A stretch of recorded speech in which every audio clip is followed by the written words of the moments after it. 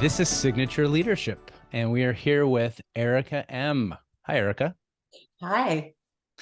Just briefly, because Erica is the Renaissance person who I know, is a Canadian writer, actor, songwriter, entrepreneur, and TV host.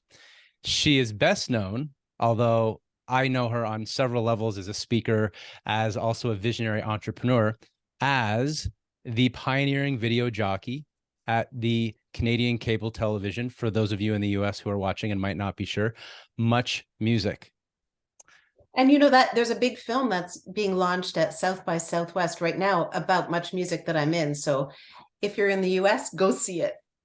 I love it. And what we're doing here today, this is Signature Leadership. So the premise is that in order to be a great leader, you need to be skilled at communicating your vision in a way that's personal to you, relatable, motivating, and inspiring to your team. So your ability to be a great communicator can be taught, but only if you are clear about your strengths and your weaknesses, which is what we're going to tap into today with Erica, so that you as a leader can be authentic in your message and your style of leadership. So here's what I would like to do, Erica, if it works for you, is I'm going to ask you now, what is a challenge or a problem that you're currently facing? And we are going to explore it. And then we're going to look at your handwriting to see if additional insights can be gleaned from the handwriting into discovering or going deeper into that challenge. Okay, well, that's great because I actually wrote down my challenge so I could read it to you so I can be really specific, okay? And Perfect. it's fascinating. The way that you described me is, in fact, my question, which is, I am known for so many things, being a broadcaster, like a thought leader, a writer, a songwriter, an entrepreneur, I run a business, CEO, but I feel like I focus on perhaps too many things. And I'm hoping you can help me, Jamie, to help me focus on what my energies would be best spent on. And for bonus points, why should I be focusing on those things? I mean, it's so hard, even when I'm putting together a resume for something like LinkedIn, I can't even do it because I don't even know how to describe myself or my superpowers. Okay. Well, let's jump right in. What is the real challenge for you in feeling your energy is too dispersed in different places? Well, you could be a jack of all trades and master of none, and then you don't excel in any of them because you can't focus your time and energy on them. And the problem is, I like a lot of them. I have a full-time / part-time job running a company that pays my bills. So even though that is the least, call it, creative of all my jobs, it is the most currently lucrative thing. So I can't let that go. Hmm. And there's other projects that I want to take on where money may not show up at all, or if it will, it's in a few years. So I'm not sure how to best spend my time in order to pay my bills and feel alive and keep my career moving forward in an interesting way. Okay. Without overthinking this, right now, if you had to pick one or two areas, what do you want? Well, I've started writing a book, Okay. although I have no idea how to write a book. So that's gambling on something, well in the future to actually get made. And my sister and I are starting a course to teach speaking and presentation, which will be a thrill to work with my sister because she's kick-ass. And I think it uses a lot of the superpowers that I have in doing so. And this is something that is a pay for play kind of thing. Okay. Excellent. So before I ask additional questions, what I'd like to do now is if you could put up your handwriting Oh, beside your face so that we I, can see I, the I should handwriting. have been a doctor because you you won't be able to read it, but Okay. Let's there see. you go. Okay. Okay. Perfect. Well, my first question is, before I give my own insights, I'm looking at one of the letters right now, your I, and the I tends to be connected to a parental figure. And in this case, your I shows there is a connection to your mom, a strong maternal influence. The size of the loop on the top is quite pronounced. And it's nothing, we're not going to talk about the father. We're just talking about the mother here for a second. What advice do you think your mom would give you when it comes to choosing amongst your various talents and creative endeavors that you have? Oh God, that's such a good question. I wish I knew, because my mom, as you know, passed away a few years ago, and I sadly miss her insight and advice. I think she would think it'd be really amazing that my sister and I are going to work together. I think that would be great. I'm sure she would say, of course you can write a book, Erica, you can do anything. And then she may say, how are you going to pay the bills? So those are the two competing notions that are in my head. Okay. Okay, excellent. Well, when I look at your handwriting, there's a few things that stand out based on the main idea, which is you have these different creative pursuits. You're someone who clearly has that Renaissance spirit of taking on multiple things simultaneously, and lives in that reality of, you could say, even like a creative chaos. Like you have the ability to multitask. I don't know if that's the right word, but to do multiple things at the same time. When it comes to which of those that you mentioned, the book, for example, the course, the practical entrepreneur side of you, which is running a business, what I'm seeing in the handwriting is the following. What I'm seeing in your handwriting is, I think at this stage in your life, and handwriting reflects where you are now, your actual signature shows, if you notice, you're underlying your name, your first name, Erica. It's actually on top of your last name. That signature, I'm writing it here on my own piece of paper, to reference it. That line underneath is a very strong self-reliant in terms of leadership. So when I see that stroke, which you don't see it amongst the top leaders in the world in various fields, it could be everyone from, I've seen it in Picasso, I've seen it in Indra Nooyi, the former CEO of Pepsi, when I've seen her sign her name. That tends to be, you want to chart your own path. You don't necessarily want to be micromanaged. There's a sense of autonomy that's important to you. And so which of those paths gives you the most autonomy, independence at this stage in your life, which is what the first stroke shows in your signature? Which of the different things that you mentioned gives you the feeling or the peace of mind that you're charting your own course, that it's your decisions? It doesn't mean you can't collaborate, but it's truly an autonomous decision, and not a decision you're making out of resentment or out of something you have to or you need to do, but you want to do. Mm-hmm. Yeah, I think probably the book and the speaking with my sister are probably the two things that light me up the most. Okay. On that note, okay, this is a future image question that I love, that fits perfectly into our conversation, which is, if we were back together 1 year from now, which I'm sure we will talk before that, but let's say 1 year from now, celebrating your life and work and how it's evolved and grown beyond what you could have ever imagined was possible, what are all the things we're celebrating in that conversation when it comes to your path? Definitely having written a book. That would be the most incredible thing. And to have launched a successful new initiative with my sister, which brings us closer together and helps people become more confident when they need to take the stage in some way. I think both those things would make me very happy, both financially and emotionally. Okay. Excellent. That's clear to me. I hope it's clear to you. Now, one thing where there's a little bit of a gap here, which took me a few moments because I'm staring at this, it's not a negative thing. It's more of just something to be aware of with a little bit of this indecisiveness, is your T-bars on the second line. And for those of you watching this, if you have this stroke, it tends to go in an upward curve. There's an upward curve there.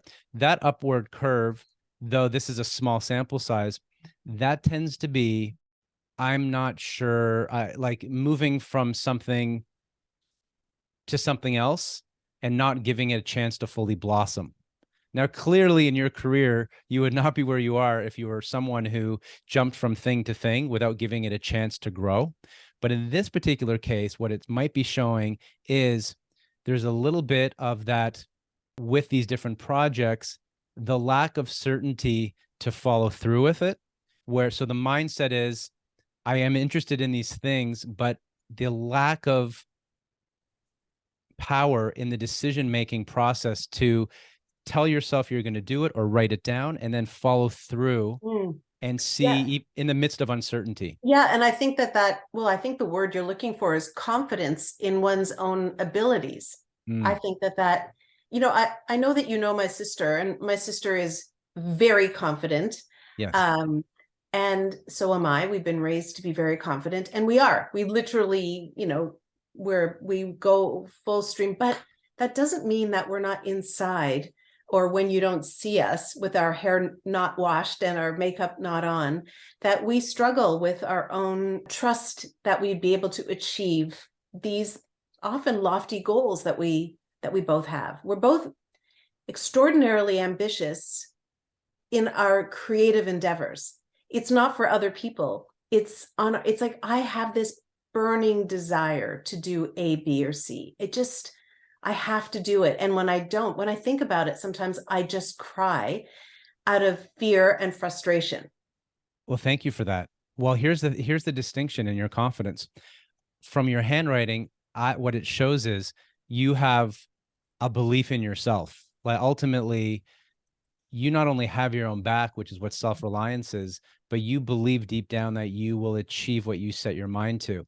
The confidence distinction here, it's nuanced, is actually, I think, a lack of confidence, which we can change. I'm going to show you how to make a quick adjustment in the neural pathways, is in your goals right now. So I think there's a belief in yourself, but the gap is to take that same belief you have in yourself and what you've created. I can give you multiple examples. The size of the writing, the upward slant is optimism, the belief that ultimately you'll take things on that might be a challenge. You don't sugarcoat things. You're a realist, but ultimately, that something constructive is going to come out of even a challenge, or a learning is going to come out of it. So ultimately, there's a confidence in your ability to create and to see things through. But the goals show a little bit, both in that T-bar on the second line in thought, it looks like like a reverse of pulling down a bar, a steel bar. It looks almost like an umbrella, reversed umbrella, a concave shape. And then the other ones on your other T-bars, they're in the middle to low. And someone of your stature in terms of your creative accomplishments, I would ask you asked why at the beginning. Why? And I don't always like why questions. They can feel accusatory, but why is someone as confident as you, who has this track record, doubting your confidence when it comes to achieving these creative goals at this stage in your creative life? That's what my friends say to me all the time. They ask me, like, why are you not as confident about yourself as we are about you? Your goals. I think you are confident about yourself. Yeah, no, my goals. Your goals. Yeah. Yes. Yeah, you're right. Because I am confident in myself. I know that I'm an incredibly hard worker and that I have great ideas, etc. And yet, that's the problem. It's the and yet. And yet. Okay. So one thing it's called graphotherapy, which is it's a personality. You could say it's not just a personality assessment. It is a way of changing the neural pathways. And even if you just think it's the placebo effect, because people might think, oh, come on, if you change your writing, you can change your life. Well, I've done this on myself. There's multiple examples of this where people brought attention to this. And even if you're skeptical of this, which would be natural, the next time you're jotting notes and you do this on your T-bars, I did this on Global and so on the social and different shows to show the hosts. I hope it reminds you of this conversation, which is that you have proven and you have the capability to achieve any of those goals, whether it's writing the book, a successful YA book, doing the course with your sister, continue to grow your business, which I know over the years you went through challenges, but only you could possibly take your business and take it to where it is with the partnerships in other areas because of your strength of will and your charisma and your ability as a leader to turn these crises into an opportunity. Is you don't have to do it now, but on the T-bar, I'll show you. Every time you cross your small T, it almost looks like a cross, is to cross your T-bar from left to right, high and strong, and not with that concave, which is a bit wishy-washy, which is not you. That's the lack of confidence in your goals. And every time you write that high T-bar, is think of a line. For example, sometimes people say, we achieve who we are, not what we want. So an example of achieving would be, why am I, Erica Ehm, so successful in my creative endeavors, like writing a book? Why am I? It's already to be in that place of the why and not in an accusatory why, like, why is this not working out, which would be the opposite mindset. So as those T-bars are high, it's asking some type of a mindset question that reminds you of how not only successful you are based on how you define your success, but how confident you are in your success as if it already happened in a way that feels very natural. Why am I such an effective writer of YA novels, of a YA novel? Why is the course that Leslie and I creating reaching our ideal demographic of speakers and consultants and coaches and taking off? And while you have whatever that thought is to raise that T-bar. And what this is going to do is change your writing, and it changed those neural pathways. Just like music has an imprint on our brain, so does our handwriting, which is shown to be directly connected from what our brain does to what our hand does. There's something in handwriting analysis that says the act of writing starts in the brain. It sends a signal down the nervous system to your hands that you write with, and your fingers carry out the directive of your brain. So your writing paints a picture of what you think. Well, it also seems to me that it just is forcing me to be aware. So when I'm writing a T, I'm going to think, oh, right, I had that conversation and I was challenged. I know, not in a derogatory, but challenged to trust that I can do it. Yes. And so it's not even a why question for me. It's just, you're giving me, almost like a therapist would, something to do that triggers that thought. Yes.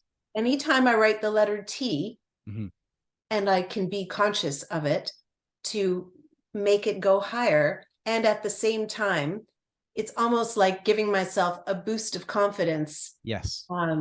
At the same time. So it makes sense. It actually is not hokey. It actually, I think, is connected to behavioral therapy in some way, right? Because you're using a behavior to trigger a thought. Perfectly said.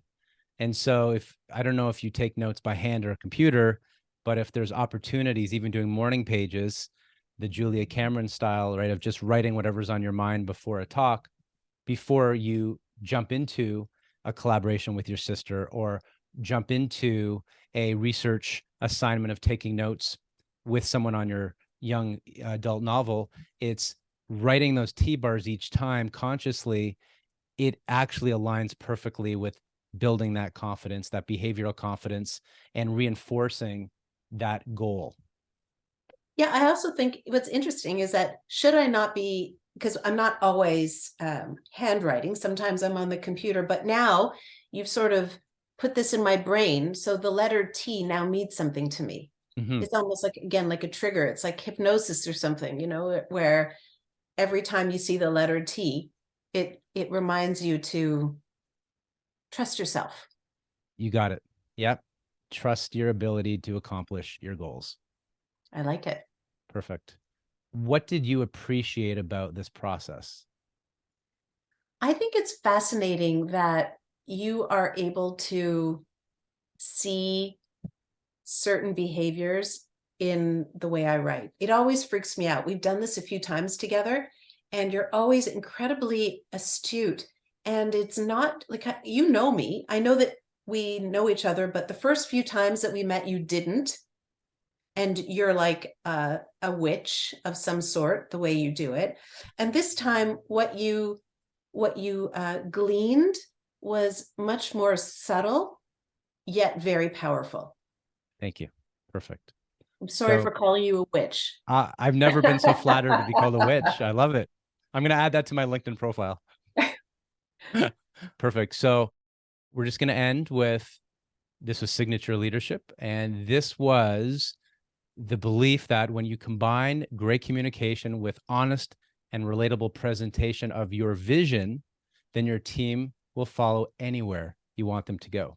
And this is what I call signature leadership. Oh yeah, and underline your signature. Always. Underline your signature. Yes, yes, absolutely. Perfect.